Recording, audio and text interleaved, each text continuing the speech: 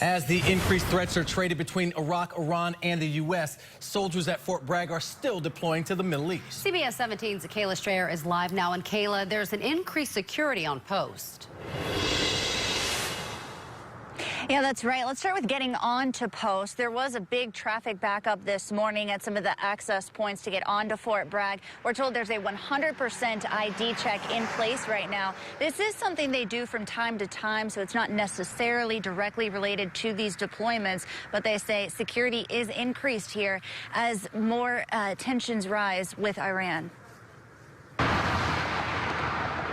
Traffic backing up at the 14 access points at Fort Bragg. It took me about an hour to get in this morning. By the time we started heading that way, the traffic was backed up all the way to Skybow Road.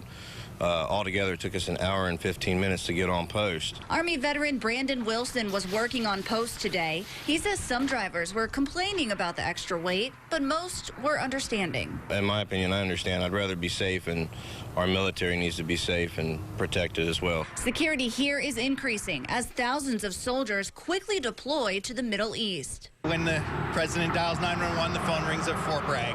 And that's why we stay prepared. That's why we have our global response force in case that call does come. And we're ready, we're trained and prepared. USO volunteers are also dealing with the extra traffic, but the #1 thing on their minds is making sure our deploying soldiers are getting sent off with love and plenty of goodies as they wait for their planes. It's just a wonderful feeling knowing that we can do something for them to keep their morale strong for what's getting ready to go on in our world today. USO volunteer Gigi Warren is a retired Army veteran who served during Desert Storm. Her son Hayden is currently serving with the 82nd Airborne Division. They're all like children to all of us here. The mood here today, one of mutual respect between active duty soldiers and retired veterans, now serving their country in a different way. They're coming up to us and thanking us for being out here when we're turning around and saying thank you for, raising your right hand and defending the nation and answering the nation's call.